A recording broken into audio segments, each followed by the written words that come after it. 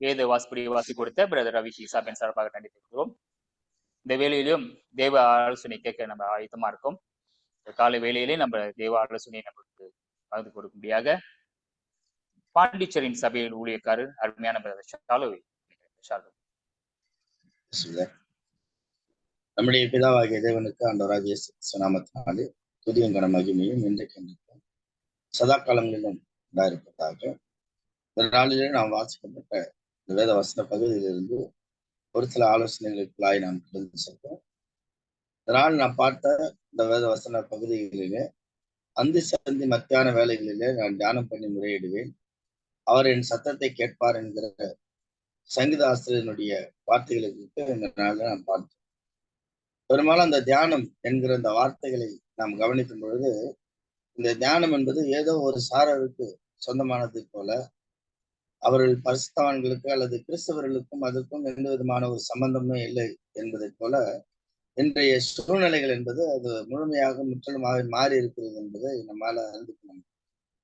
பெரும்பாலும் இந்த தியானம் என்கிற இந்த வார்த்தை அதாவது வேறு விதமாக இந்த உலகத்திலே அவைகள் சித்தரிக்கப்பட்டிருக்கிறது என்பதை பார்க்கிறோம். எங்க பார்த்தாலும் மெடிடேஷன், எங்கு பார்த்தாலும் தியான வகுப்புகள், எங்கு பார்த்தாலும் தியான கூட்டங்கள் போன்ற விஷயங்களை எல்லாம் நாம் கவனிக்கிறோம்.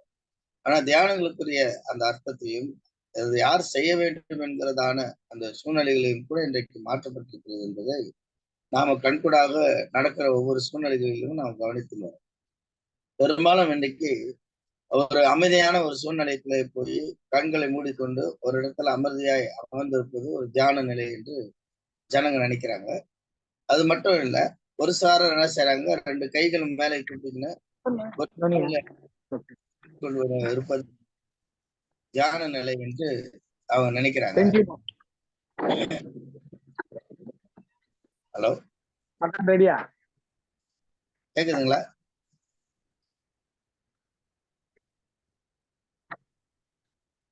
கேக்குதுங்களா?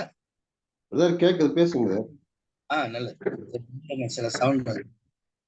அப்போ இந்த மாதிரி ஒரு தியான நிலை என்று அவர் நினைக்கிறத பார்க்கிறோம். இதோட கூட இந்த மெடிடேஷனோட கூட யோகா என்கிற ஒரு சில எக்ஸசைஸை அவர்கள் உள்ள புகுத்தி இதையெல்லாம் பாத்தீங்கன்னா தியானம் என்கிற அந்த அடிப்படையில வந்து ஜனங்களுக்குள்ளே அவர் புகுத்தி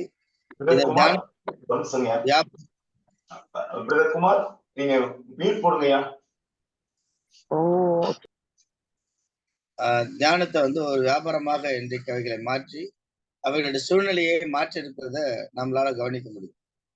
இப்போ கிறிஸ்தவர்களாக இருக்கிற நாம தியானத்திற்கும் நமக்கும் எந்த விதமான சம்பந்தமும் இல்லை, நாம வந்து அந்த தியான நிலை என்பதை எல்லாம் நாம் அடைய முடியாது என்பது போல நாம அதுக்கு விலகி இருக்கு. ஆனா வேத வாக்கியங்களை ஆராய்ந்து பார்க்கும் பொழுது இந்த தியானம் என்கிற அந்த வார்த்தைக்கு நம்முடைய முன்னோர்கள் தான் அடிப்படையிலேயே இவைகளுக்கு காரணமா இருந்திருக்கிறார்கள். அவர்கள் தான் அதிகமாய் அந்த கர்த்தருடைய சமூகத்திலே தியானித்திருக்கிறார்கள் என்பதையெல்லாம் நம்மளால கவனிக்க முடியும். இந்த தியானம் என்பது எவைகளை குறித்து பொதுவாக குறிக்கிறது என்பதை குறித்தும் நாம கவனிப்பதற்கு இந்த நாளில் நாம் கவனிக்கிறோம். சங்கீதங்களின் புத்தகத்துல 119வது சங்கீதம் 97வது வேத வாக்கியங்களை நாம் கவனிக்கும் பொழுது, உமது வேதத்தில் நான் எவ்வளவு பிரியமாயிருக்கிறேன், நாள் முழுவதும் அது என் தியானமாய் இருக்கிறது என்று அங்கு சங்கீத ஆசிரியர் சொல்லுகிறதை நம்மளால கவனிக்க முடியும். அப்போ நாள் முழுவதும் அது என்னுடைய தியானம் அப்படின்னு சொன்னா, ஒரு நாள் முழுவதுமே அவர் வந்து தியானிச்சுக்கினே இருக்கிறாரா அப்படின்னு பாத்தீங்கன்னா அது இல்லை. காரணம் என்ன அப்படின்னு பாத்தீங்கன்னா, அந்த ஒரு நாள் என்கிற அந்த ஒரு விஷயங்கள் நாம் எப்பொழுதெல்லாம் அதை முன்குறித்துக்கிறோமோ அந்த அடிப்படையிலே தான் அதை ஒரு நாள் என்று அறிவிக்கிறார். அதுதான் 55வது சங்கீதம் 17 நாம் பார்க்கும்போது, அந்தி சந்தி மத்தியான வேலைகளிலே நான் தியானம் பண்ணி முறையிடுவேன் அப்படின்ற வார்த்தையை நான் இந்த இடத்துல பார்க்கிறேன். அப்போ தியானம் என்பது தேவனுடைய மகத்துவத்தையும் அவருடைய செயல்களையும் நாம் நினைத்து தேவனுக்கு நன்றி சொல்வதும் அவருடைய சமூகத்திலே முறையிடுவதும் போன்ற காரியங்களே அது உள்ளடக்கியதா இருக்கு. ஆனா இன்னைக்கு பாத்தீங்கன்னா அது மௌனமா இருந்தாதான் தியானம் அப்படின்னு நினைக்கிறேன். ஆனால் அது உண்மை இல்லை என்பதை வேதவசனம் நமக்கு விளக்கி சொல்லுகிறத பார்க்க. வேதத்தினுடைய மகத்துவங்களை நாம் நினைத்து நாம் செய்ய வேண்டிய ஒரு விஷயம் அப்படின்னு பாத்தீங்கன்னா, வேதத்தினுடைய மகத்துவங்களை நினைத்து நாம் ஜெபிப்பதுதான் தியானமாய் இருக்கிறது என்று வேதம் நமக்கு கற்பிக்கிறது. ஏன்னா ஜெப தியானம் என்கிற ஒரு விஷயங்களை நமக்கு அடிக்கடிக்கு வந்து பாத்தீங்கன்னா இவைகள் ஞாபகப்படுத்தி கொண்டே இருக்கிறது. ஆனா உலகத்தினுடைய ஜனங்கள் அவைகளுடைய போக்கை வித்தியாசமாய் அவர்களை மாற்றி இருக்கிறத நம்மளால கவனிக்க முடியும்.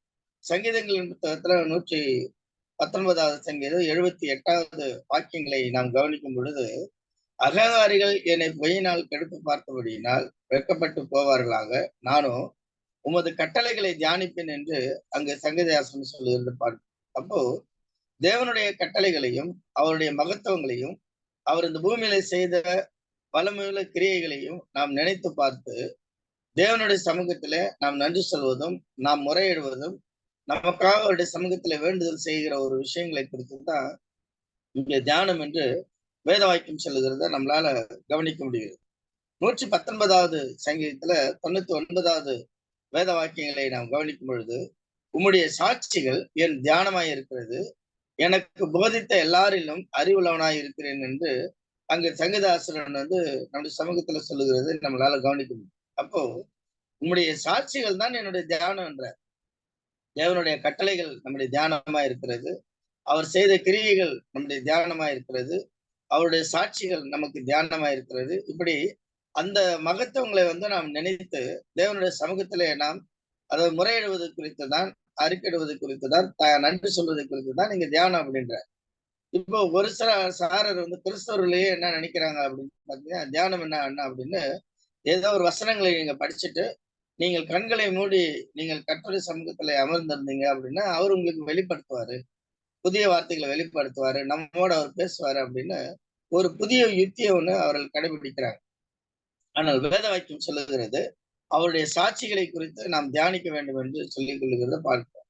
ஆண்டவர் சொல்லும்போது என்ன சொல்றாரு, யோவான் 5ஆம் அதிகாரத்துல 39வது வேத வாக்கியங்களை நாம் கவனிக்கும் போது, வேத வாக்கியங்களை ஆராய்ந்து பாருங்கள், அவைகளால் உங்களுக்கு நித்திய ஜீவன் உண்டு என்று எண்ணுகிறீர்களே, என்னை குறித்து சாட்சி கொடுக்கிறவர்களும் அவைகள் தான் அப்படின்ற. அப்போ வேத வாக்கியங்களை ஆராய்வது தேவனுடைய சமூகத்திலே அது தியானமா இருக்கிறது. இந்த தியானம் பரிசுத்தவான்களா இருக்கிற நீங்களும் நானும் ஒவ்வொரு முறையும் நாம செய்யவே கடமைப்பட்டவர்களாக நாம் இருக்கிறோம். பெரும்பாலும் பாத்தீங்கன்னா நம்ம வேத வசனங்களை எப்போதெல்லாம் நம்ம படிக்கிறோம் அப்படின்னு பாத்தீங்கன்னா, சபைக்குடிய வருகிற பொழுது நாம் படிக்கிறோம், ஜபக்கூடம் ஆரம்பிக்கும் போது நாம் படிக்கிறோம். ஒருவேளை வேத வகுப்புல நம்ம அவைகளை படிக்கக்கூடியவர்களா இருக்கிறோம். மற்றபடி வேதாகமத்தை குறித்து தேவனுடைய மகத்துவங்களை குறித்து நம்ம எப்பொழுதுனா சரி தியானிக்கிறதுல நாம் மிகவும் பின்தங்கிய அல்லது குறைந்து இருக்கிற ஒரு சூழ்நிலையே நம்ம இடத்துல அது காணப்படுகிறது. இந்த நிலை நம்ம இடத்துல இருக்கிறதுனாலதான் இன்னும் தேவனிடத்துல நாம் அதிகமாய் கிட்டி சேர முடியாத ஒரு சூழ்நிலைகள் நமக்கு உண்டா இருக்கிறது என்று நாம் பார்க்கிறோம். ஆனால் நம்முடைய முன்னோர்கள் எல்லா சூழ்நிலைகளிலுமே தேவனை தியானிக்கிற அந்த தியானத்தை அவருடைய வாழ்க்கையில ஒரு வழியாகவே அவர்கள் வைத்துக் கொண்டிருந்திருக்கிறார்கள் என்பதை நம்மளால கவனித்து பார்க்க முடியும். சங்கீதங்கள் புத்தகம் 143ஆம் சங்கீதம் 5வது வேத வாக்கியங்களை நாம் கவனிக்கும் பொழுது, அங்க சங்கீத ஆசிரியர் இன்னொரு படியாய் மேல போய் சொல்றாரு, பூர்வ நாட்களை நான் நினைக்கிறேன், உமது செய்கைகளை எல்லாம் தியானிக்கிறேன், உமது கரத்தின் கிரியைகளை யோசிக்கிறேன் அப்படின்னு இங்க இன்னொரு வார்த்தைகளை நமக்கு அறிவிக்கிறத பார்க்கிறோம். அப்போ அவருடைய பூர்வ நாட்கள், நம்முடைய பூர்வ நாட்கள் நடந்து வந்த காரியங்கள் இவ எல்லாவற்றையும் நினைக்கிறதும், தேவனுடைய நமக்கு வாழ்க்கையில அவர் செய்த மகத்துவங்களை எல்லாம் அந்த செய்கையை எல்லாம் நினைக்கிறதுமே தியானமா இருக்கிறது என்று வேத வாக்கியம் சொல்லுகிறது. வெறும் அமைதியா இருப்பது என்பது தியானம் அல்ல. தேவனுடைய செய்கைகள் எல்லாம் நாம் தியானிக்க வேண்டும், அவைகள் நினைக்க வேண்டும். அவைகளை சொல்றாது உங்களுடைய கரத்தின் கிரியைகளை நான் யோசிக்கிறேன்ற. அப்ப எந்தெந்த அடிப்படையில எல்லாம் தேவன் தன்னுடைய கரத்தின் கிரியைகளை அவர் வெளிப்படுத்தி கொண்டு வந்திருக்கிறார் என்பதை நாம் யோசிக்கும் பொழுதுதான் நம்முடைய ஆவிலே நாம் பலம் கொள்ள முடியும். நம்முடைய ஆவிக்குரிய வாழ்க்கையில நாம் திடமனதா இருந்து நாம் நடந்து கொள்ள முடியும். இந்த அடிப்படையில தாவீதினுடைய வாழ்க்கையில நாம் கவனிக்கிறோம். முதல்ல நான் வாசித்த வேத வசனத்துல அந்தி சந்தி மத்தியான வேலையிலே நான் நம்ம தியானிக்கிறேன் அப்படின்னு சொல்றேன். அப்ப தியானிக்கிற அந்த தியானம் அவருடைய உள்ளத்துல இருந்தபடினாலே தேவன் எல்லா விதமான பொல்லாப்புகளுக்கும் அவரை விலக்கி பாதுகாத்தார் என்பதை நம்ம எல்லாருமே அறிந்திருக்கிற ஒன்றா இருக்கிறது. ஏன்னா சவுலுடைய கைக்கு அவன் ஜீவனை தப்ப வைப்பதற்காக தேவன் எந்தெந்த அடிப்படையில எல்லாம் அவனை காத்து கொண்டு வந்தார் என்பதை பார்க்கிறோம். இவைகளுக்கெல்லாம் அடிப்படையான காரணம் என்ன அப்படின்னு பார்க்கும்போது அவருடைய செய்கைகளை எல்லாம் அவர் தியானித்ததுதான் அதனுடைய காரணமா இருக்கிறது. அவருடைய கிரியைகளை எல்லாம் அவர் யோசித்து கொண்டு இருந்தார் என்பதுதான் அதனுடைய காரணமா இருக்கு. அப்போ எல்லா சூழ்நிலைகளும் எப்பேற்பட்ட நிலைகளிலும் தேவன் நமக்கு காக்கவும் அவரை நம்மை பாதுகாக்கிறதுக்கும் எல்லா நன்மைகளையும் செய்கிறதற்கு அவர் வல்லவராய் இருக்கிறார் என்கிற அந்த உறுதி, அந்த நிலைப்பாடு என்பது நமக்கு தேவனுடைய வசனங்களை தியானிக்கிறதன் மூலமாக அவருடைய செய்களையும் கட்டளைகளையும் நாம் தியானிக்கிறதன் மூலமாகத்தான் நமக்கு அது வருகிறது. இந்த உறுதி நிலை என்பது நம்ம இடத்துல தேவனிடத்துல நம்மை கிட்டி சேர்க்கக்கூடிய ஒரு சூழ்நிலைகளுக்குள்ளாக அது கொண்டு போகக்கூடியதா இருக்குது என்று வேத வாக்கியம் நமக்கு வலியுறுத்துகிறத நாம் பார்க்கிறோம். ஆனா நிறைய நேரங்களில நாம் அவைகளை யோசிப்பதே இல்லை. நிறைய நேரங்களில அந்த சூழ்நிலைகளுக்குள்ளே நாம் கடந்து போவதே இல்லை என்று சொல்லி நாம் வசனங்களிலே அல்லது அவைகள் மூலமாக நாம் கவனிக்கிறோம். சங்கீதங்கள் 119 30வது வேத வாக்கியங்களை நாம் கவனிக்கும் போது, மெய் வழியை நான் தெரிந்து கொண்டு உம்முடைய நியாயங்களை எனக்கு முன்பதாக நிறுத்தினேன் அப்படின்றார். அப்போ தேவனுடைய நியாயங்களை யோசிக்கிறதும் அவருடைய கிரியைகளை யோசிக்கிறதும் அவருடைய நியாயங்களை அவருக்கு முன்பாக நிறுத்துகிறது தான் தியானமா இருக்கிறது. இது எப்பெல்லாம் அவர் செய்தாரு அப்படின்னு பாத்தீங்கன்னா, தனக்காக ஒரு நேரங்களை அவர் குறித்துக்கினார். அதாவது நாள் முழுவதும் என் தியானம் என்பது என்ன அப்படின்னா, அவர் தனக்காக நேரங்களை குறித்து கொண்டார். அந்தி சந்தி மத்தியான வேலைகளிலே அவர் தியானம் பண்ணினார் அப்படின்னு பார்க்கிறோம். அந்த 3 வேலைகளிலே இந்த பழக்கம் யூதர்களுக்குள்ள மிகவும் அதிகமா இருந்தது என்பதை நம்மளால கவனிக்க முடியும். இது தானியேல் இடத்துல நம்மளால பார்க்க முடியும். இன்னும் தேவனுடைய அநேக மனிதர்களிடத்துல நாம் இவைகளை நாம் கவனிக்க முடியும். அப்படி அவர்கள் தியானித்தவர்களை எல்லாம் தேவன் எந்தெந்த அளவுல எல்லாம் அவர் கவனித்தார், அவர் ரட்சித்தார், அவர்களை கடாட்சித்தார் என்கிற விஷயங்கள் நமக்கு நன்றாக புரியும். அதாவது பலகணிகளை திறந்து வைத்துக் கொண்டு தேவனுக்கு முன்பாக எப்பொழுதும் போல அவன் 3 வேளையும் ஜெபித்த தானியேலை சிங்கங்களுடைய வாய்களை கட்டி அவனை காப்பாற்றினதை எல்லாம் நாம கண்கூட கவனித்திருக்கோம்.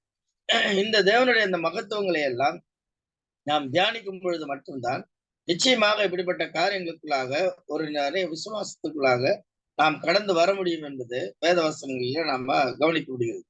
49வது சங்கீதத்துல பார்க்கும்போது, என் வாய் ஞானத்தை பேசும், என் இருதயம் உணர்வை தியானிக்கும் அப்படின்றார்.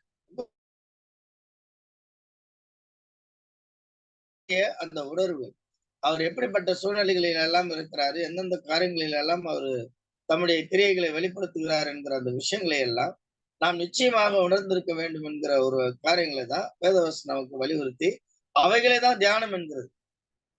தேவனுடைய கட்டளைகளை நாம் கவனிப்பது அல்லது அதை யோசிப்பது, அவருடைய உணர்வுகளை தியானிப்பது, அது மட்டும் இல்ல அதை குறித்து நாம் சிந்தனை கொள்வது, அவர்களுக்காக தேவனுடைய சமூகத்திலே முறையிடுவது போன்ற விஷயங்களை எல்லாம் உள்ளடக்கினதுதான் தியானம் என்று வேதவசனம் சொல்லுகிறது. இது நம்முடைய முன்னோரிடத்துல இருந்தது, ஆனா நம்மிடத்துல அது மிகவும் குறைந்திருக்கிறது என்பதை நாம பார்ப்போம். ஏசாயா தீர்க்கதரிசன புஸ்தகத்துல 8ஆம் அதிகாரம் 20வது வேத வாக்கியங்களை நாம் கவனிக்கும் பொழுது வேதத்தையும் சாட்சியாகமத்தையும் கவனிக்கணும் அப்படின்றார். அப்போ இந்த கவனம் நம்முடைய வாழ்வில மிகவும் குறைந்து கொண்டே இருக்குது. பெரும்பாலும் என்ன நினைக்கிறோம் அப்படின்னா, மற்றவங்க வேதவசனத்தை குறித்து அல்லது ஒரு பிரசங்கத்தை கேட்கும் பொழுது நாம் வேதவசனத்தை படிக்கிறோம், அவைகளை குறித்து நாம் கவனிக்கிறோம். அல்லது நாம் மற்றவர்களுக்கு சொல்லும் பொழுது அதற்காக நம்ம வேதவசனங்களை நம்ம திறக்கிறோம். ஒண்ணு, மற்றவர்கள் பேசும் பொழுது வேதவசனங்களை திறக்கிறோம். 2வது, நாம மற்றவர்களுக்காக பேசும்போது வேதவசனங்களை நாம திறக்கிறோம். ஆனா நமக்காக நாம் எப்பொழுது வேதவசனங்களை திறக்கிறோம், நாம் புரிந்து கொள்வதற்கு, நாம் அவைகளை உள்வாங்கிக் கொள்வதற்கு, நாம் உணர்வடைவதற்கு, நாம் பலன் கொள்வதற்கு நாம் எப்பொழுது வேதவசனத்தை நாம் திறக்கிறோம், எப்பொழுது நாம் அவைகளை தியானிக்கிறோம் அப்படின்னு பாத்தீங்கன்னா, அந்த நேரங்கள், அப்படிப்பட்ட சூழ்நிலைகள் அது மிகவும் நம்முடைய வாழ்விலே குறைவா இருக்கிறது என்பதை தான் வேதாகமம் நமக்கு வலியுறுத்தி சுட்டி காட்டுகிறது. நாம் பார்க்கிறோம். நம்முடைய வாழ்க்கையிலும் பரிசுத்தவான்களா இருக்கிற நம்முடைய வாழ்க்கையிலும் இந்த தியானம் என்கிற அந்த சொல்லாகிய இந்த கிரியை நம்மிடத்துல காணப்பட வேண்டும் என்பதை நாம் இந்த நாளில பார்க்கிறோம். அவர் சொல்றார், ஏசாயா, வேதத்தையும் சாட்சியாகமத்தையும் நாம் கவனிக்கணும். ஏன் நாம கவனிக்கணும் அப்படின்னு பாத்தீங்கன்னா, இந்த வார்த்தையின்படியே சொல்லாவிட்டால் அப்படின்றார். இந்த வார்த்தையின்படியே சொல்லாவிட்டால் அவர்களுக்கு விடியற் காலத்தினுடைய வெளிச்சம் இல்லை அப்படின்றார். அப்போ ஒரு விஷயங்களை குறித்த நல்லாய் புரிந்து கொண்டு அவைகளை நாம் தெரிந்து கொண்டு அவைகளின்படி நாம் கரெக்டா நாம் நடப்பதற்கும் மற்றவர்களுக்கு சொல்லுவதற்கும் தியான நிலை என்பது மிகவும் முக்கியத்துவம் வாய்ந்த ஒன்றா இருக்கிறது. பல நேரங்களில நாம் கவனிக்க, அதாவது பாத்தீங்கன்னா, வேதவசனங்களை குறித்து மிகவும் மெத்தனமாக இருக்கிறோம். தேவனுடைய சமூகத்துல அந்த காரியங்களை குறித்து பெரிதாய் நாம என்ன செய்யலாம், கவலைப்படுவதே இல்லை. பாருங்க, வேதவசனம் சொல்லுது, ஆண்டவராக இயேசு சொல்லும்போது, வானமும் பூமியும் ஒழிந்து போனாலும் ஒழிந்து போகும், ஆனால் என் வார்த்தைகள் ஒரு உறுப்பாகில ஒழிந்து போகாதுன்றார். அப்போ நாம இயேசு கிறிஸ்து அவருடைய வார்த்தையினுடைய வருகிற அந்த எழுத்து வரிகளிலே ஒரு உறுப்புக்கு அவர் முக்கியத்துவம் கொடுக்கிறார். அந்த உறுப்பை கூட மாற்றி அமைப்பதற்கு உங்களுக்கு எனக்கு அதிகாரம் இல்லை என்கிற அடிப்படையிலே ஆண்டவர் பேசுறார். ஆனா பல நேரங்களில அவருடைய சமூகத்துல நம்ம எவ்வளவு விஷயங்களை மீறுகிறவர்களா இருக்கிறோம். அதுல துணிவு கொள்ளுகிறவர்களா இருக்கிறோம். அதை பெருமையா யோசிக்கிற அளவுக்கு நாம் இருக்கிறோம். நம்ம பிரசங்க புஸ்தகம் 3ஆம் அதிகாரம் 14வது வேத வாக்கியங்களை கவனிக்கும் பொழுது, தேவன் செய்வது எதுவோ அது என்றைக்கும் நிலைக்கும் என்று அறிவேன். அதனோடு ஒன்று கூட்டவும் கூடாது, அதுல இருந்து ஒன்று குறைக்கவும் கூடாது.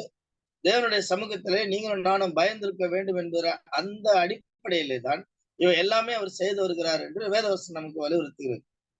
ஆனா நிறைய நம்முடைய வாழ்விலே மீறுதல்கள் நடப்பதற்கு, வேத வசனங்களை நாம் மீறி நடப்பதற்கு, அவைகளை அலட்சியம் பண்ணுவதற்கு, பல நேரங்களிலே துச்சமாய் நினைப்பதற்கு, நாம் ஆராதனையில செய்ய வேண்டிய ஒழுங்குகள் என்ன, நாம் வெளியே நடந்து கொள்ள வேண்டிய ஒழுங்குகள் என்ன, நாம் குடும்பத்தில் நடந்து கொள்ள வேண்டிய ஒழுங்குகள் என்ன போன்ற விஷயங்களை எல்லாம் நாம் அறியாமல் எல்லா இடங்களிலும் சராசரியை போல ஒரே நேர் மாதிரியாக நடந்து கொள்வதற்கு காரணம் என்ன அப்படின்னு பாத்தீங்கன்னா, இந்த தியான நிலை என்பது நம்முடைய வாழ்விலே குறைந்து இருப்பதுதான் காரணமா இருக்கு.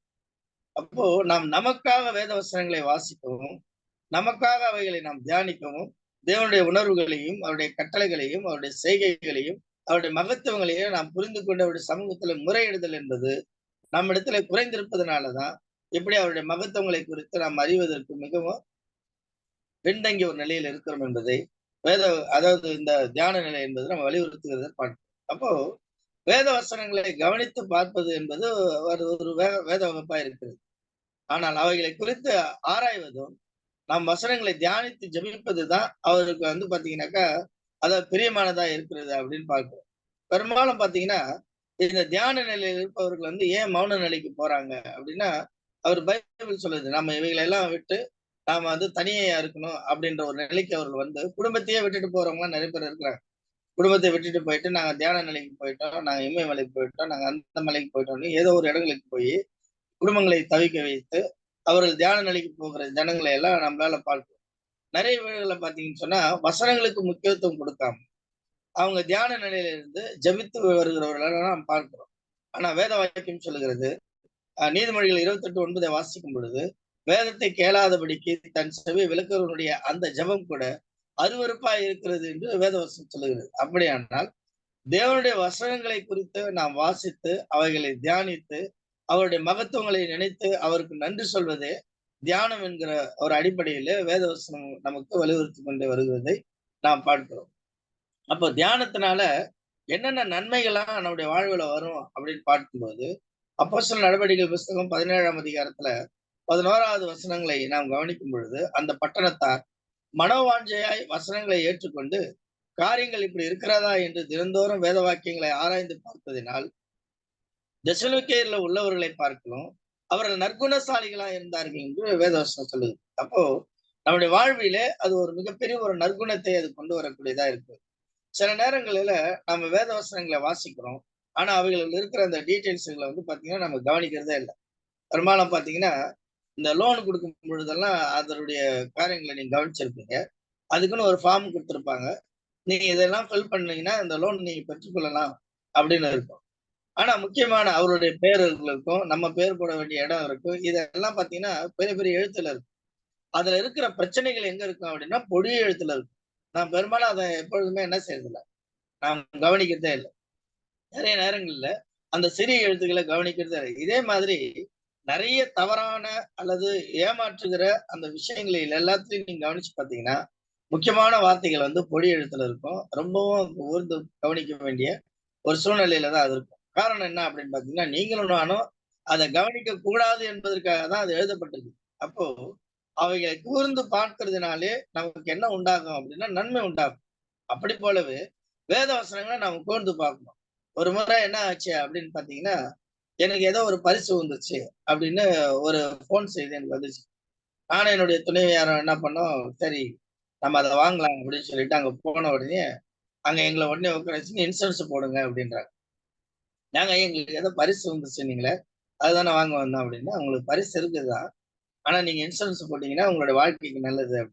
சரி இன்சூரன்ஸ் நல்ல விஷயம் தானே, ஓகே போடலாம் அப்படின்னு சொல்லிட்டு நானும் துணைவியார் என்ன சார் அதுக்காக நாங்க முயற்சி பண்றோம். அப்ப அவங்க என்ன போடுறாங்க, ஒரு ஃபார்மை எடுத்து போட்டுட்டு இந்த இந்த அடிப்படையில நீங்க இன்சூரன்ஸ் பண்ணுங்க அது உங்களுக்கு நல்லது. எப்படி நல்லது அப்படின்னா, நீங்க ஆக்சிடென்ட் ஆயிட்டீங்கன்னா உங்களுக்கு 50,000 ரூபாய் உங்களுக்கு தருவாங்க. ஒருவேளை அந்த ஆக்சிடென்ட் நீங்க இறந்து போனா உங்களுக்கு 1,00,000 ரூபாய் கொடுப்பாங்க. என்ன லைஃப் இன்சூரன்ஸ் வாழறதுக்கு வழி சொல்லணும்னு பார்த்தாங்கன்னா எடுத்து சாவறதுக்கும் ஆக்சிடென்ட்டுக்கும் வழி சொல்றீங்க அப்படின்னு. இல்லைங்க, இந்த விபத்து திடீர்னு ஏதாவது நடக்கும், எது வேணாலும் நடக்கலாம். அதனாலதான் உங்களுக்கு இது ஒன்றா இருக்குது. இதெல்லாம் இன்னொரு பிளான் இருக்குது அப்படின்ற. அதுல என்ன அப்படின்னு பாத்தீங்கன்னா, அதுலயும் நீங்க ஆக்சிடென்ட் ஆயிட்டீங்கன்னு சொன்னா அதுல வந்து உங்களுக்கு 1,00,000 உங்களுக்கு அடிபட்டா கிடைக்கும். ஒருவேளை நீங்க டெத் ஆயிட்டீங்க அப்படின்னு சொன்னோம்னா அதுல வந்து 2,50,000 மேல உங்களுக்கு அதுல வரங்க அப்படின்னு சொல்லிட்டு சொன்ன உடனே என் மனைவி எனக்கு திரும்பி பாக்குறாங்க, இதை போடலான்னு. அவன் என்ன அடிபட்டுருவீங்க, சாவீங்க, ஆக்சிடென்ட் ஆயிடுவீங்கன்னு சொல்றாங்க. அவைகளை குறித்து யோசிக்கல. இது 2ல எது போடலாம் அப்படின்னு நம்ம என்ன பாக்குது. ஏன்னா அப்போ அதை நம்ம கொடுக்கும் பொழுது பாத்தீங்கன்னா, அதுல பார்க்கும் பொழுதும் அவன் சொல்லும் போதும் எப்படி இருக்குதுன்னா, அது ஏதோ நம்முடைய வாழ்வுக்கு நன்மையை கொடுக்கக்கூடியது போலவே இருக்குது. நாங்க என்ன பண்ணோம், அதுல 10,000 போட்டுட்டோம். அது ஒரு ரிலையன்ஸ் இன்சூரன்ஸ் அது. நாங்க 10,000 போட்டு இதுவரைக்கும் கட்டினே வந்திருக்கிறோம். அப்ப அது முடிஞ்சிச்சு. அது முடியுதே, என்ன ஆகும், எவ்வளவு இருக்குது அப்படின்னு பார்க்கும்பொழுது, நாங்கள் இவ்வளவு வருடமாக கட்டிக்கொண்டு வந்த அந்த பணங்களை பார்க்கிறோம். மிகவும் குறைந்திருக்கிறதான தொகை அந்த இடத்துல இருக்கு. காரணம் என்ன அப்படின்னு பார்த்தீங்கன்னா, நீங்க இதுல தான் போட்டீங்க. ஆனா நாங்க இன்வெஸ்ட்மென்ட் எதுல பண்ணுவோம் அப்படின்னு பார்த்தீங்கன்னா, அந்த லோன், அதாவது அந்த இது பண்றாங்க இல்லைங்களா? Share market. நாங்க அதுல போடுவோம். அதுல எந்த அளவுக்கு வருமோ அதுல வச்சு தான் இருக்கும். ஒருவேளை அது திவால் ஆயிடுச்சுன்னா உங்களுக்கு எதுவுமே கிடைக்காது. அதுல வந்து ஏதாவது பணம் வந்துச்சுன்னு சொன்னா அதுதான் உங்களுக்கு கிடைக்கும் அப்படின்னு. இதெல்லாம் நீங்க சொல்லவே இல்லையே. அங்க கீழ போட்டிருக்கும். நீங்க ஏன் அத கவனிக்கல? அப்போ அந்த எழுத்து எப்படி இருக்குதுன்னா பொடியா இருக்கு. அப்போ அந்த வார்த்தைகளை நாம் கவனிக்காததுனால, என்னுடைய வாழ்க்கையில எவ்வளவு பெரிய நஷ்டம் உண்டாகுறது என்பதை நம்ம பார்க்கிறோம். அந்த நேரத்துலலாம் நம்ம வருத்தப்படுறோம். ஆனால் தேவனுடைய வார்த்தைகளை குறித்து அந்த அடிப்படையில நம்ம கவனிக்கிறது இல்ல. எந்த வார்த்தையும் நமக்கு ரொம்ப சின்னதா இல்ல. ஒரே லெட்டர்ஸ் தான். சிறிய லெட்டர்ஸா இருந்தா எல்லாமே சிறிய லெட்டரா இருக்குது. பெரிய லெட்டரா இருந்தா எல்லாமே பெருசா இருக்குது. ஆனா நீங்களும் நானும் அவைகளை கவனிக்க தவறுகிறோம். அவர் வந்து கூவி கூவி எல்லா நிலைகளிலும் நமக்கு சொன்ன போதிலும் கூட இந்த காரியங்களை நாம் தியானிக்க மறந்துடுறோம். இவைகளை பெரிதாக நாம மதிக்கிறது இல்ல அப்படின்னு சொல்லிட்டு நான் பார்ப்பேன். அதனாலதான் நம்முடைய வாழ்வினுடைய நெருக்கடிக்கு நாம போகும்போது அந்த சமயத்துல நம்ம முறையிடுவோம். நான் யாருக்கு என்ன தவறு செஞ்சேன்? நான் யாருக்கு என்ன பாவம் செஞ்சேன்? நான் வந்து வேத வசனம் நான் வாசிக்கலையா? நான் வந்து சபைக்கூடி வரலையா? நான் எப்போதும் ஜெபிக்கிறேனே. இப்படி இருக்கும்போது எனக்கே இந்த பிரச்சனை அப்படின்னு சொல்லி நம்ம நிறைய நேரம் நினைப்போம். ஆனா தேவன் சொல்லுகிறபடி நாம் ஜெபிக்கிறது இல்ல. தேவன் சொல்லுகிறபடி நாம் படிக்கிறது இல்ல. தேவன் சொல்லுகிறபடி நாம் சபை கூடுவதில்ல. இப்படி தேவன் சொல்லுகிறபடி நிறைய காரியங்களை நாம செய்கிறதே இல்ல. சில நேரங்கள்ல பாத்தீங்கன்னா, அவருடைய ஆராதனையில அவர் சொல்லுகிறபடி நாம் பாடுகிறது கூட இல்ல. அதெல்லாம் ஒரு பெரிய பொருட்டா நினைக்கிறதே இல்ல. இவைகளை குறிச்சு நாம் சிந்திக்கிறதே இல்ல. இது தேவனுடைய வார்த்தையாச்சே. ஒரு வசனங்களை கூட்டவோ, குறைக்கவோ நமக்கு முடியாது. அது நமக்கு அனுமதி இல்லையே. காரணம் என்னன்னா, தியானம் இல்ல. அவரை குறித்ததான விஷயங்கள் இல்ல. பாருங்க, தேவனுடைய சமூகத்துல அவர் சொன்னாரு, நீங்க பேசுங்கன்னாரு. அவன் தட்டினான். என்ன நடந்துச்சு? ஒரு வார்த்தையை மீறினதுனால கானானுக்குள்ள மோசே போகவில்லை என்று நாம் பார்க்கிறோம். அப்போ ஆரோன் என்ன செஞ்சான் அப்படின்னு பாத்தீங்கன்னா, ஜனங்கள் அவரை நெருக்கடி கொடுத்து தொந்தரவு செய்ததுனால, அவன் சிலையை செய்தான் அப்படின்னு பொன் கண்டுகுட்டிகளை செய்ததுனால, அந்த ஆரோனும் அங்கு கானானுக்குள்ள போகல. அப்ப தேவனுடைய வார்த்தையை மீறினதுனால அவர்கள் கானானுக்குள்ளே போகல. வேத வாக்கியம் சொல்லுகிறதை நீங்களும் நானும் மீறுவதற்கு என்ன காரணம் அப்படின்னு பாத்தீங்கன்னா, நமக்கு தியானிக்கிற தியானமே இல்ல. அதனுடைய உணர்வுகளே நமக்கு இல்ல. வேத வாக்கியம் சொல்லுகிறது, ரோமர் புஸ்தகம் 3ஆம் அதிகாரம் 10ல இருந்து வாசிக்கும் போது, உணர்வுள்ளவன் உண்டோ என்று நான் தேடி பார்க்கிறேன், ஒருவனை கூட காணான்றார். காரணம் என்னன்னா, வேதவசனம் ஒண்ணு சொல்லுது, நாம ஒண்ணு செஞ்சுன்னு இருக்கிறோம். அது ஒண்ணு கற்பிக்குது, நாம ஒண்ணு பண்ணின்னு இருக்கிறோம். காரணம் என்னன்னா, வசனங்களை நாம மற்றவர்களுக்காக படிக்கிறோம், மற்றவர்கள் சொல்லும்போது நாம் எடுக்கிறோம். ஆனா நமக்காக நாம் எடுக்காததுதான் இதனுடைய அடிப்படையான காரணமா இருக்கிறது. அவர் என்ன சொல்ல வருகிறார் என்கிற காரியங்களை கூட நாம் கவனிக்க தவறி விடுகிறவர்களா இருக்கிறோம். அதனாலதான் வேதவசனம் சொல்லுது, இவைகளை யோசிக்கிறதும் இவைகளை கை கொள்கிறதுமே முக்கியமானது என்பதை நமக்கு வசனம் வலியுறுத்தி கொண்டு வருகிறது என்பதை நாம கவனிக்கிறோம். அப்போ பைபிள் என்ன சொல்லுது அப்படின்னு பாத்தீங்கன்னா, அவர்கள் காரியங்கள் இப்படி இருக்கிறதா என்று ஆராய்ந்து பார்த்ததுனாலே அவர்கள் நற்குணசாலிகளா இருந்தார்கள் என்று நாம் அப்போஸ்தலர் நடவடிக்கைகள் 17:11 நாம் படிக்கிறோம். சங்கீதங்களின் புத்தகத்துல 19:7 நாம் வாசிக்கும் போது, கர்த்தருடைய வேதம் குறைவற்றது, அது ஆத்துமாவை உயிர்ப்பிக்கிறது, கர்த்தருடைய சத்தியமும் பேதையை வந்து அது ஞானியாக்குகிறதமா இருக்கிறது. அது மேல நம்முடைய கவனத்தை வந்து நம்ம அதிகமா நாம செலுத்துவதே இல்லை. நாம ஏதோ ஒரு விஷயத்த செஞ்சுட்டு அதையே நம்ம ரொம்ப பெருசா நினைக்கிறோம். சில சமயங்கள்ல பாத்தீங்கன்னா, சபை கூடி வருவதிலேயே வந்து பாத்தீங்கன்னா, நான் ஏதோ தேவனுக்கு பெரிய காரியம் செய்துட்டது போல நாம நினைக்கிறோம். ஆனா அது உண்மை அது அல்ல. நம்முடையக்காக தான் நம்முடைய ஆத்மாவுக்காக தான் நம்ம ஒவ்வொரு விஷயங்களும் நம்ம செய்கிறோம் என்பது பல வேளைகளை மறந்துடுறோம். கர்த்தருடைய வேதத்துல குறையவே கிடையாது. எல்லாவற்றையும் பற்றி அது எழுதப்பட்டிருக்கிறது. அது ஒவ்வொரு மனிதனுடைய ஆத்மாவை உயர்ப்பிக்கக்கூடியதா இருக்கிறது. அவருடைய சாட்சி சத்தியமும் பேதைகளை ஞானியாக்குது.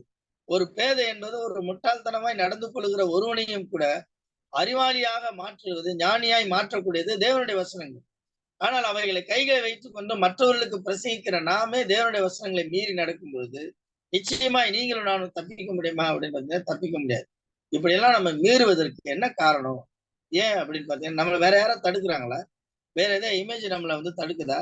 ஏன் இப்படி நாம தேவனுடைய வசனங்களை கை கொள்ள முடியாம அவைகளை மீறி நடக்க வேண்டிய சூழ்நிலைகள் நடக்குது அப்படின்னு பாத்தீங்கன்னா, நாம் அவருடைய வசனங்களை தியானிக்கிறதுல, அவருடைய உணர்வுகளை நாம் புரிந்து கொள்வதில்ல, அவருடைய கட்டளைகளை குறித்து நாம் எந்த அடிப்படையிலும் தியானிக்கிறது இல்ல. அவர் என்னென்ன மகத்துவங்களை எல்லாம் செய்து கொண்டு வந்திருக்கிறார், அவருடைய வல்லமை என்ன, அவருடைய பராக்கிரமங்கள் என்ன, அவர் எப்படிப்பட்டவர், அவர் என்ன சிந்தை கொண்டவர் என்கிற விஷயங்களை எல்லாம் நாம் நிறைய கவனிக்கிறதே இல்லை. நீங்க நண்பனாய் அவரிடத்துல இருந்தீங்க அப்படின்னா அவர் நண்பனா இருக்கிறார். சொல்றாரு, என்ன நீங்க தேடுனீங்கன்னா நீங்க கண்டடைவீர்கள் அப்படின்றார். ஒரு நண்பனாய் போல அவர் நம்மோடு கூட பழகக்கூடியவராக இருக்கிறார். அதே சமயத்துல வேத வசனங்களை நீ மீறி நடப்போம் அப்படின்னு சொன்னா அவரை விட ஒரு எதிரியானவரை நம்மளால என்ன செய்ய முடியாது, பார்க்க முடியாது. அவர் சொல்லுவார் பாருங்க, அவர் என்னென்னலாம் அவரால் முடியுமோ அந்தந்த அடிப்படையில எல்லாம் நம்மை அருமையாக நிறுத்தி நிதானமாக தண்டிக்கக்கூடியவர் யாருன்னா நம்முடைய பிதாவாகிய தேவன். பல நேரங்களில நாம் தண்டனைகளை பெறுகிறோம். ஆனால் இவைகளை தேவ வசனங்களோட நம்ம கனெக்ட் பண்றதே இல்லை. நம்ம ஏன் இந்த சூழ்நிலைகளாம் அப்படின்னு சொல்லிட்டு நம்ம மற்றவர்களே நம்ம கவனிக்கக்கூடியவர்களா இருக்கிறோம். இதெல்லாம் காரணம் என்னன்னா தியான நிலை நம்மிடத்துல குறைந்திருப்பதுதான் காரணம். நமக்காக வேதவசனத்தை வாசித்து கர்த்தருடைய மகத்துவங்கள் இப்படி இருக்கிறதா என்பதை நாம் தியானிக்கிறோம். எஸ்ராவின் புஸ்தகத்துல 7ஆம் அதிகாரம் 10வது வேதவசனத்தை நாம் கவனிக்கும் போது, எஸ்ரா என்கிற அந்த ஆசாரியன் கர்த்தருடைய வேதத்தை ஆராயவும் அதன்படி செய்யவும் இஸ்ரவேலிலே கட்டளைகளையும் நியாயங்களையும் உபதேசிக்கவும் எஸ்ரா தன் இருதயத்தை அவன் பக்குவப்படுத்தியிருந்தான். அப்போ ஒரு மனிதனுடைய இருதயத்தை இந்த தேவனுடைய வசனங்களை தியானிக்கிறதன் மூலமாக அது பக்குவம் அடையக்கூடியதா இருக்கிறது. அது அவனை பதப்படுத்தக்கூடியதா இருக்கிறது. அது அவனை கரெக்டா எந்தெந்த நேரங்களிலே எப்படியெல்லாம் நடந்து கொள்ள வேண்டும் என்பதை மற்றவர்களையும் காப்பாற்றக்கூடியதா இருக்கிறது. அது தன்னையும் அவன் காப்பாற்றிக் கொள்ளக்கூடியதாய் இந்த வேத வசனங்கள் இருக்கிறபடினாலே அவைகளின்படி நாம ஆராயவும் அதன்படி செய்யவும் அவன் தன்னுடைய இருதயத்தை அவன் பக்குவப்படுத்தி இருந்தான் அப்படின்னு பார்க்கும். இந்த பக்குவம் நம்முடைய வாழ்க்கையை இல்லாத போவதற்கு அடிப்படை நோக்கம் என்ன அப்படின்னா தியானத்தன்மை என்பது இல்லை. வசனத்தை மேம்போக்கா படிக்கிறோம். அதாவது படப்படன்னு வேகமா பெய்கிற எந்த மழையையும் பூமிக்கு நலனை அது கொடுக்காது. அது பாத்தீங்கன்னா மேலோட்டமான ஒரு ஈரத்தை கொடுத்து அது கடந்து போயிடும், அது வேகமா ஓடிடும். ஆனா ஒரு பிசுறுகளை போல தொடர்ந்து பிசுறிக்கொண்டே இருக்கிறதான அந்த மழையானது பூமியில இறங்கி அது அடிவரை சென்று நல்ல பலன்களையும் நீர் வளங்களையும் அது கொடுக்கக்கூடியதா இருக்கிறது. பூமிக்கு குளிர்ச்சியை உண்டாக்கும். அந்த மாதிரி தேவனுடைய வசனங்களை நாம ஏதோ ஒரு வேகமாய் நாம் படிச்சீங்கன்னா இவர் இப்படி சொல்றாரு, இவர் எதை சொல்றாருன்னு முடிவு எடுக்காம அவைகளை குறித்து ரொம்ப டீட்டெயிலா அவர் என்ன சொல்ல வருகிறார் என்கிற அந்த காரியங்களை நாம் பொறுமையாக கவனித்து பார்ப்போம் அப்படின்னு சொன்னா நிச்சயமாக நாம் அவரிடத்துல இருந்து நன்மையானங்களை பெற முடியும் அப்படின்னு சொல்லி பார்க்கிறோம். தியானம் ஒருவனை தேர்ச்சி அடை செய்யக்கூடியதா இருக்கிறது என்று வேதவசனம் வலியுறுத்துகிறது. எபேசியர் 4ஆம் அதிகாரம் 14ல இருந்து 15 வரைக்கும் நாம் வாசிக்கும் போது, நாம் இனி குழந்தையாயிராமல் மனுஷனுடைய சூதும் வஞ்சிக்கிறதற்கு ஏதுவான தந்திரமுள்ள போதகமாகி பலவித காற்றினால் அழைக்கும் மலைகளைப் போல அடிபட்டு அலைகிறவர்களாயிராமல் அன்புடன் சத்தியத்தை கைக்கொண்டு தலையாகிய கிறிஸ்துவுக்குள் எல்லாவற்றிலும் நாம் வளர்கிறவர்களா இருக்கும்படிக்காக அப்படி செய்தார் அப்படின்றார். அப்போ நாம இன்னும் குழந்தைகள் கிடையாது. நம்மளை பொறுத்து கொண்டு போறதுக்கு நாம இன்னும் தேறின புருஷர்களா நாம இருக்கிறோம். மற்றவர்களுக்கு நாம ஆலோசனை சொல்லுகிறோம், மற்றவர்களுக்கு புத்தி சொல்லுகிற இடத்துல இருக்கிற நாம ஒரு குழந்தைகளைப் போல நடந்து கொள்வது நியாயம் அல்ல என்பதுதான் வேதவசனம் கற்பிக்கிறது. அப்போ நாம் கர்த்தருடைய காரியங்களில் தேர்ச்சி பெற்று இருக்க வேண்டும் என்று சொன்னால் இந்த தியான நிலை என்பது நம்முடைய வாழ்க்கையில கொண்டு வர வேண்டும். அது அவசியமா இருக்கிறது என்று நாம் பார்க்கிறோம். நமக்கான ஒரு நேரங்களை நாம் குறித்து கொண்டு கர்த்தருடைய வசனங்களை வாசித்து அந்த இடத்துல அவருடைய செய்கைகளை குறித்து நாம் தியானித்து அவருக்கு நன்றி சொல்லவும், ஒருவேளை நமக்கு நேரிடுகிற ஒரு இக்கட்டான சூழ்நிலைகளிலே தேவன் எப்படியெல்லாம் நம்முடைய முன்னோர்களை ரட்சித்திருக்கிறார், அவர்களை காப்பாற்றிருக்கிறார், அவருடைய ஜீவனை தப்புவித்திருக்கிறார், அந்த பிரச்சனையிலிருந்து அவர்களை எப்படியெல்லாம் அவர் போஷித்திருக்கிறார் என்கிற விஷயங்களை எல்லாம் நாம் தியானிக்கிறவர்களா இருந்தாதான் நமக்கு வருகிற சோதனைகளிலும் பிரச்சனைகளிலும் நாம் பலனோடு இருக்க முடியும் என்பதாய் நாம பார்க்கிறோம். எபிரேயர் புஸ்தகத்துல 5ஆம் அதிகாரம் 13, 14வது வசனங்களை கவனிக்கும் போது பால் உண்கிறவன் எப்படிப்பட்டவனா இருக்கிறான் அப்படின்றார். முதல்ல குழந்தைகளா இராமல் என்ற வார்த்தையை பார்த்தோம். இங்க என்ன சொல்றாரு? பால் உண்கிறவன் குழந்தையா இருக்கிறபடினாலே நீதியினுடைய வசனத்துல அவன் பழக்கம் இல்லாம இருக்கிறான் அப்படின்றார். அப்போ அந்த வசனத்துல பழகி கொள்ளுகிறதை குறிச்சுதான் இங்க தியானம் அப்படின்ற வார்த்தைகளை இங்க பயன்படுத்துறோம். பலமான ஆகாரமானது நன்மை தீமை இன்னது என்று பயிற்சியினால் பருகுத்தறியத்தக்கதாக முயற்சி செய்யும் ஞானோந்திரியம் உடையவர்களாகிய பூரண வயதுள்ளவர்களுக்கு அது தகும் அப்படின்றார். அப்போ இந்த பகுத்தறியத்தக்கதான முயற்சி செய்யக்கூடிய ஒரு பயிற்சி என்பதுதான் தியானமா இருக்கிறது. தேவனுடைய மகத்துவங்களை குறித்து நாம் ஆராய்ந்து அவைகளிலே முயற்சி செய்வதுதான் தியானமா இருக்கிறது. இவைகளை புரிந்து கொள்வோம் என்று சொன்னால் தேவனுக்கு பிரியமானவைகள் என்ன என்பதை நாம் பார்க்க முடியும். யோவான் 4ஆம் அதிகாரம் 23 வாசிக்கும் பொழுது அவர் ஆவியா இருக்கிறார். அவரை தொழுது கொள்ளுவர்கள் ஆவியோடு உண்மையோடு அவர் தொழுது கொள்ள வேண்டும். தம்மை தொழுது கொள்ளுகிறவர்கள் இப்படிப்பட்டவர்களா இருக்க வேண்டும் என்று தேவன் விரும்புகிறார் இருக்குது. அப்போ தேவனுடைய விருப்பத்தை நிறைவேற்றுவதற்கு அவரை குறித்ததான காரியங்களை நாம் புரிந்து கொண்டு அறிந்து கொள்ள வேண்டும். அவைகளை குறிச்சுதான் வேதவசனம் நமக்கு என்ன செய்யுது, வலியுறுத்துகிறது என்று நாம கவனிக்கும். யோபுவின் புஸ்தகத்துல நாம ஒரு வசனத்தை கவனிக்க முடியும். அங்க என்ன சொல்றாரு அப்படின்னு பாத்தீங்கன்னா, யோபுல 15வது அதிகாரம் 4வது வேதவசனங்களை நாம் கவனிக்கும் போது அங்க சொல்றாரு பாருங்க. அதாவது எலிகு அந்த வார்த்தைகளை சொல்றாரு. 15 நாள்ல நீர் பயபக்தியை வீணாக்கினீர் என்று சொல்லி தேவனுக்கு முன்பாக ஜப தியானத்தை குறைய பண்ணினீர் அப்படின்றார். அப்போ அவர் சொல்றாரு, ஜப தியானத்தை நீ குறைய பண்ணிட்ட அப்படின்னு அங்க அவருடைய சமூகத்துல சொல்லுகிறத நம்மள பார்க்க முடியும். அது மட்டும் இல்ல, நிறைய விஷயங்களை நான் பார்க்கணும். யோபுவின் புஸ்தகத்துல 37:14வது வசனத்தை நாம் கவனிக்கும் போது அங்க என்ன சொல்றாரு அப்படின்னு பாத்தீங்கன்னா, அதாவது தேவனுடைய சமூகத்துல அவர் செய்கிற சில விஷயங்களை குறித்து கவனிக்கும் போது சொல்றாரு பாருங்க. யோபு 37வது அதிகாரம் 14வது வேதவசனம் கவனிக்கிறேன். யோபே, இதற்கு நீ செவி கொடும், தரித்து நின்று தேவனுடைய ஆச்சரியமான கிரியைகளை தியானித்து பாரும் அப்படின்ற. அப்போ இந்த காரியங்களை நான் ஒவ்வொரு விஷயங்களை நம்ம டீட்டெயிலா பார்க்கும்போது சொல்றாரு, யோபே இதற்கு செவி கொடும், தரித்து நின்று அப்படின்ற வார்த்தையை இங்க சொல்றாரு. இந்த நின்று என்கிற அந்த வார்த்தைக்கு எவ்வளவு பதங்கள் உண்டா இருக்கிறது என்பதை நாம் தியானிக்கிற தியானத்துலதான் அவைகளை நாம் புரிந்து கொள்ள முடியும். அதுதான் சொல்றேன், அந்த டீட்டெயில்ஸ் நாம் தெரிஞ்சுக்கணும். அவர் சொல்லுகிற ஒவ்வொரு காரியங்களையும் நாம் புரிந்து கொண்டு நாம் சரியாய் நடந்து கொள்வோம் அப்படின்னு சொன்னா நிச்சயமாய் நாம் அழிவுக்கு செல்ல முடியாதபடிக்கு நாம் தப்பித்துக் கொள்ள முடியும். நமக்கு முன்னாடி வாழ்ந்த எல்லா தேவ மனிதருடைய வாழ்க்கையும் நீங்க கவனிச்சு பாத்தீங்கன்னா அவருடைய வாழ்வில தியானம் இருந்திருக்கிறது. அவர்கள் தேவனுடைய வசனங்களை தியானித்திருக்கிறார்கள். அவைகளை என்ன சொல்லப்பட்டது என்பதை ஆராய்ந்திருக்கிறாங்க. இவைகள் படி நடந்தோம் அப்படின்னு சொன்னா தேவன் நன்மை செய்கிறாரு, நம்மை பாதுகாக்கிறாரு அப்படின்னு சொல்றாரு. யோவான் புஸ்தகத்துல 8:29 வாசிக்கும் பொழுது, நான் என் பிதாவுக்கு எப்பொழுதும் பிரியமானவர்களை செய்கிறபடியால் அவர் என்னை தனியே இருக்க விடவில்லை அப்படின்னு ஆண்டவர் சொல்றாரு. அப்போ பிரியமானவைகளை ஒருவன் செய்ய வேண்டும் என்று சொன்னால் அவன் தியான நிலையில காணப்பட வேண்டும் என்று நாம் பார்க்கிறோம். இந்த இடத்துல என்ன கவனிக்கிறோம்னா, யோபே நீ நின்று என்கிற வார்த்தை அந்த இடத்துல நம்மளால கவனிக்க முடியாது. தேவனவைகளை, அதாவது பாத்தீங்கன்னா அந்த நின்று என்கிற விஷயங்களை கவனிக்கும் போது இது எதெல்லாம் குறிக்கிறது அப்படின்னு பாத்தீங்கன்னா, லூக்கா புஸ்தகத்துல 18ஆம் அதிகாரம் 13வது வசனங்களை நாம் கவனிக்கும் பொழுது 2 பேரும் அந்த இடத்துல ஜபம் பண்ண போனதை நம்மளால கவனிக்க முடியும். அப்போ ஒருவன் பரிசேயன், இன்னொருவன் ஆயக்காரன் பாக்குறோம். அந்த பரிசேயன் ஜபிக்க போகும்போது அவன் சொல்றான், பரிசேயன் நின்று என்கிற வார்த்தையை அந்த இடத்துல பதிவு செய்யறான். அப்ப நின்று என்கிற வார்த்தைக்கு என்ன பொருள் அப்படின்னு சொன்னா, அவன் நிதானித்தான், அவன் தன்னை ஒருநிலைப்படுத்தி கொண்டான், அவன் தேவனுக்கு முன்னாடி தன்னை சரியாக்கி கொண்டான் என்பதுதான் அதனுடைய பொருள். அப்போ ஒருவன் சரியாக்கி கொண்டான், அவன் பரிசேயன் சரியாக்கினான். எந்த அடிப்படையில அப்படின்னு பாத்தீங்கன்னா, நான் எல்லாவற்றையும் நன்மையாய் செய்யறேன், நான் சரியாதான் இருக்கிறேன் அப்படின்னு அவன் சொன்னான். இது தவறானது இல்லை. ஏன்னா ஒருவன் மேன்மை கொள்ள வேண்டும் என்று சொன்னால் அவன் கர்த்தரை குறித்து தான் மேன்மை பாராட்டு.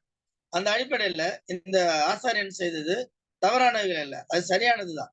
ஆனா அவன் அடிஷனலா இன்னொரு விஷயத்தை சேர்த்துக்கிறான். இந்த பாவையை போல, இந்த ஆயக்காரனை போல நான் இல்லாததுனால உண்மை ஸ்தோத்தரிக்கிறேன் என்று சொன்னதுனாலே அவனுடைய ஜெபம் கேட்கப்படாம போச்சு. அப்ப அவன் என்ன தியானிச்சான் அப்படின்னு பாத்தீங்கன்னு சொன்னா, தேவன் எப்படிப்பட்டவர் என்பதை அவருடைய மனசுக்குள்ள அவன் கொண்டு வரவே இல்லை. இந்த வார்த்தைகளை நாம் பயன்படுத்தினா, ஒருவேளை நம்ம இப்படி வாழ்ந்தா அவர் ஏற்றுக்கொள்ள மாட்டார் என்கிற ஒரு நிலைப்பாடு அவனுக்குள்ள இல்லாம இருக்கு. கீழே மறுபடியும் நாம கவனிக்கிறோம். அந்த 13வது வசனங்களை கவனிக்கும் போது, ஆயக்காரன் தூரத்துல நின்றான். அப்ப நின்று என்கிற வார்த்தையை அங்க கவனிக்கும் பொழுது அவன் தன்னை என்ன செஞ்சான், நிலைப்படுத்தி கொண்டான் அப்படின்னு சொல்லி நான் பார்க்கிறோம். அவன் சொல்றான், பாவியாக என் மீது இரக்கமாயிரும், மற்றவர்களுக்கு குறித்து அவன் என்ன செய்யல, யோசிக்கல. அப்போ இந்த அடிப்படையில ஒவ்வொரு விஷயங்களையும் நாம என்ன செய்யறோம் அப்படின்னு பாத்தீங்கன்னா கவனிக்கிறோம். தொடர்ந்து பாத்தீங்கன்னா நம்ம 2 ராஜாக்களின் புஸ்தகம் 5ஆம் அதிகாரம் 15வது வசனங்களை நாம் கவனிக்கும் பொழுது இந்த இடத்துலயும் நின்று என்கிற வார்த்தையை நம்மளால கவனிக்க முடியும்.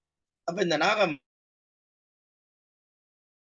இருந்து தேவனுடைய சமூகத்திலே சுகமாக வேண்டும் என்று அவன் கடந்து வந்திருக்கிற அந்த சூழ்நிலையிலே அப்ப சொல்றாரு தீர்க்கதரிசி, நீ யோர்தான்ல முழுகி 7 முறை முழுகிட்டு நீ அப்படியே போ அப்படின்றார். அதுக்கு அவன் சொல்றான், நான் இதுக்கு முன்னாடியே நிறைய முறை நான் முழுகி இருக்கிறேன். இந்த தண்ணி பரபாரம் அந்த தண்ணிகள் எல்லாம் முக்கியமானது இல்லையா, அங்கெல்லாம் நான் முழுகி இருக்கிறேன்னு இந்த தீர்க்கதரிசி மறுபடியும் என்ன முழுகி அப்போ சுத்தமாவன்னு சொல்றாரு அப்படின்னு அவன் கோபமாய் திரும்பும் போது அவனுடைய வேலைக்காரர்கள் அவர்கிட்ட சொல்றாங்க, நீங்க பெரிய காரியத்தை செய்ய சொன்னா நீங்க செய்திருப்பீங்க இல்லையா, ஸ்நானம் பண்ணுங்க அப்போது சுத்தமாவீங்கன்னு சொன்னாரு. இது என்ன பெரிய காரியம், ஒரு சாதாரணமானது தானே, இது செய்து பார்த்தால் என்ன அப்படின்னு அவனுக்கு ஒரு ஆலோசனை சொல்லும் போது அங்க பைபிள் சொல்லுது, அவன் இறங்கி என்கிற வார்த்தையை அங்க 13ஆம் வசனத்துல அவன் இறங்கி இந்த உங்களுடைய வார்த்தையில தேவனுடைய வார்த்தையின்படி அவன் யோர்தான்ல 7 முறை முழுகினான், அவன் சுத்தமானான் அப்படின்னு சொல்லி நாம கவனிக்கிறோம். அப்போ தேவனுடைய வார்த்தையின்படி அவன் செய்ய வேண்டும் என்று சொன்னால் அவைகளை குறித்து அவன் தியானித்திருக்கணும். அப்ப 15 வசனத்துல அவர் சொல்றாரு, உலகிலே இருக்கிற எல்லாரையும் பார்க்கணும், இஸ்ரவேலின் தேவனை போல வேறு ஒருவரும் இல்லை என்கிற வார்த்தையை அவன் சொல்லுகிறதுக்கு முன்னாடி அந்த இடத்துல நின்று என்கிற வார்த்தை அவங்க பதிவு செய்யறாரு. இப்படி நிறைய இடங்களிலே நின்று என்கிற வார்த்தை என்பது பதிவு செய்யப்பட்டு அது ஒரு நிதானத்திற்கு உரியதா இருக்கிறது என்பதை போல இருக்குது. எல்லா வார்த்தைகளும் அப்படி இல்லை. ஒரு சில வார்த்தைகள் நின்று என்கிற வார்த்தை ஒரு நிதானத்தை வெளிப்படுத்தக்கூடியதா இருக்கிறது. இப்படியெல்லாம் நாம் கவனிப்பதற்கு இது இந்த இடத்துல இந்த வார்த்தைகளை தான் இந்த அடிப்படையில தான் பேசுகிறது, இவைகளை தான் அவைகள் கொண்டு வருகிறது என்பதை நாம் கரெக்டா நாம் அவைகள் நிதானிப்பதற்கு இந்த தியான நிலை என்பது மிகவும் முக்கியத்துவம் வாய்ந்த ஒன்றாய் இருக்கிறது என்பதை தான் வேதவசனம் நமக்கு வலியுறுத்தி கொண்டே வருகிறது. ஆக நம்முடைய வாழ்விலே நாம் தியானம் செய்ய வேண்டியது மிகுந்த அவசியமாய் இருக்கிறது. கர்த்தருடைய மகத்துவங்களை, அவர் செய்த கிரியைகளை, அவருடைய வல்லமையான பராக்கிரமுள்ள காரியங்களை, எகிப்திலிருந்து அவர்களை நடத்தி கொண்டு வந்த வழிவிதங்களை, அவர் ஒவ்வொருவருக்கும் செய்திருக்கிற நன்மைகளை, சாத்ராக் மேஷாக் ஆபேத்நேகோ போன்றவர்களுடைய அந்த அக்னி சூளையிலே அவர்களை காப்பாற்றின விதங்களை, தானியேலை சிங்கக்குகையிலே காப்பாற்றின அந்த விதங்களை, இப்படிப்பட்ட காரியங்களை தாவீது சவுலுக்கு பயந்து அவன் செல்லும் பொழுது ஒரே மலையை ஏறக்குறைய வாரக்கணக்கில் அவங்க சுத்தி வந்திருக்கிறாங்க. எப்படியாவது பிடிச்சிடலாம் அப்படின்னு சவுலு சுத்துறான், எப்படியாவது தப்பிச்சிடலாம் அப்படின்னு சொல்லி தாவீது சுத்துறான். ஆனா ஒவ்வொரு நிலையிலும் பாத்தீங்கன்னா கடைசியில நெருங்கி வருகிற அந்த சூழ்நிலையில ஒரு போர் செய்தி நிமித்தமாக சவுல் அவனை தொடர்வதை கைவிட்டு போறான் அப்படின்னு சொல்லி பார்க்கணும். ஆக இப்படிப்பட்ட சூழ்நிலைகளை எல்லாம் தேவன் அவர்களை காப்பாற்றி இருக்கிறார். அந்த அடிப்படையில எல்லாம் காப்பாற்றி இருக்கிற அந்த மகத்துவம் உள்ளவரை தான் நீங்களும் நான் தொழுதுக்கிறோம். அதனால இப்பொழுதும் அவர் வல்லமை உள்ளவர், அவருடைய கை குறுகி விடவில்லை, அவருடைய செவி மந்தமாகவில்லை என்கிறது அந்த விஷயங்களை நாம் புரிந்து கொள்வதற்கு இந்த தியான நிலை என்பது மிகவும் அவசியம் வாய்ந்ததா இருக்கிறது. இங்க ஈசாக்கு அவன் அந்தி சாய்ந்த அந்த நேரங்களிலே அவன் தியானிக்க புறப்பட்டு போனான் அப்படின்னு பாக்குறோம். தாவீது குறித்து நாம் பார்க்கும்போது அந்தி சந்தி மத்தியான வேலைகளிலே அவன் தியானிச்சான் அப்படின்னு பாக்குறோம். யோபை குறித்து நாம் பார்க்கும்போது அவன் தியானம் செய்தான் என்று பார்க்கிறோம்.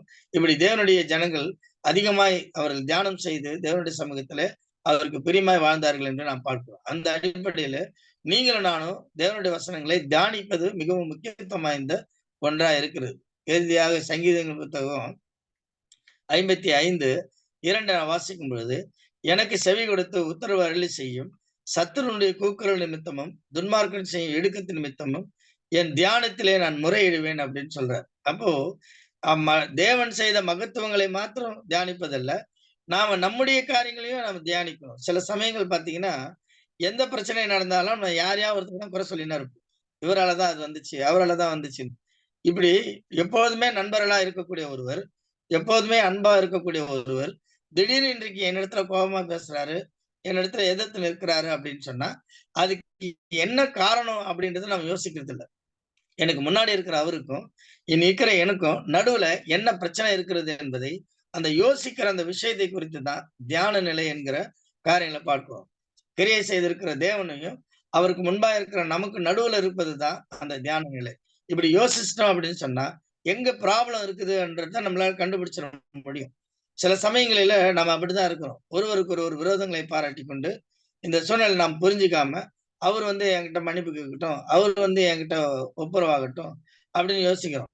ஆனா வேத வாக்கியம் சொல்லுகிறது, நீ சமாதானம் பண்ணாமல் தேவனுடைய சமூகத்திலே நீ வர முடியாது அப்படின்னு. அப்ப இந்த வசனத்தை தியானிக்காத இருக்கிற மனுஷன் எப்படி இன்னொரு இடத்துல வந்து சமாதானம் பெற்று இருக்க முடியும்? அப்ப சமாதானம் இல்லாமல் இருக்கிற சூழ்நிலையில தேவனுடைய சமூகத்துல வர முடியாது. மத்தேயு புஸ்தகம் 5ஆம் அதிகாரம் 23, 24 வசனங்களை கவனிக்கும் போது தேவனுடைய மகத்துவங்கள் அதுதான் சொல்லுது. நீ உன் காணிக்கையை செலுத்த அவருடைய பலிபீடத்து அண்டையிலே நீ வரும் பொழுது, உன் சகோதரன் பேரிலே உனக்கு ஒரு குறை இருக்குது, பிரச்சனை இருக்குதுன்னு உனக்கு தெரிஞ்சுச்சுன்னா, உன் காணிக்கையை நீ அங்கேயே வச்சுட்டு முன்பு போய் ஒப்புரவாகு, பின்பு வந்து செலுத்துன்றார். ஏன் முன்பு ஒப்புரவாக வேண்டும் அப்படின்னு சொன்னா, அப்படி சமாதானம் இல்லாமல் தேவனுடைய சமூகத்துல நீங்க சேருவது என்பது, அது வந்து நிச்சயமா என்ன இல்லையா? ஏற்றுக்கொள்ள முடியாதது என்பதுதான் அந்த வேதவசனம் சொல்லுது. இப்படியெல்லாம் நாம் தியானிக்காம, பகை உணர்வுகளை எல்லாம் நாம் வைத்துக்கொண்டு, இன்னும் காலங்காலமாக ஆராதனை செய்யக்கூடிய சூழ்நிலைகள் இன்றைக்கு அநேகருடைய வாழ்க்கையில இருக்குது. நாம் நிறைய பேரை நாங்க பார்க்கிறோம். இந்த அப்படிப்பட்ட சூழ்நிலைகள் இருக்கிறவங்க. செத்தா கூட முழிக்க மாட்டோம் அப்படின்ற அளவுக்கு கோபத்தோடு இருக்கக்கூடிய எத்தனை கிறிஸ்தவர்கள் இருக்கிறார்கள். இவர்களால் எப்படி இருக்க முடிகிறது அப்படின்னு சொன்னா, தேவனுடைய வசனங்களையும், அவருடைய மகத்துவங்களையும் தியானிக்கிற தியானம் அவருடைய வாழ்க்கையிலே இல்லாமல் போவதுதான் அதனுடைய காரணமா இருக்கிறது. அப்படிப்பட்ட ஒரு நிலை நம்முடைய வாழ்விலே மாறாதபடிக்கு, அப்படிப்பட்ட சூழ்நிலை நம்முடைய வாழ்க்கையில வராதபடிக்கு, தேவனுடைய மகத்துவங்களையும், அவர் செய்த கிரியைகளையும், அவர் இன்றைக்கும் ஜீவிக்கிறவர் என்கிற ஒரு விஷயங்களையும், நாம் அழைத்தால் வருகிறவர் என்பதையும் நாம் தியானிக்கும் பொழுதுதான் நிச்சயமா அவர்களுக்குள்ளே நாம் கடந்து போக முடியும். சமாதானத்தின் தேவன் உங்களையும் என்னையும் ஆசீர்வதித்து அவர் பலப்படுத்துவாராக.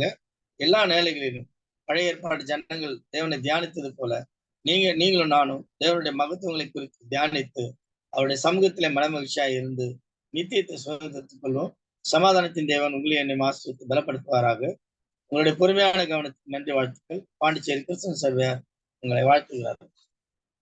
தேங்க்யூ.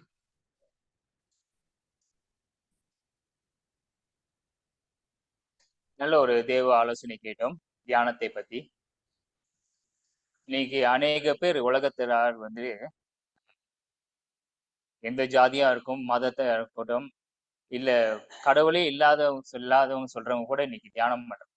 எதுக்கு தியானம் பண்றாங்கன்னா, உடம்ப ஃபிட்டா வச்சுக்கிறதுக்காக யோகா தியானம் செய்யறாங்க.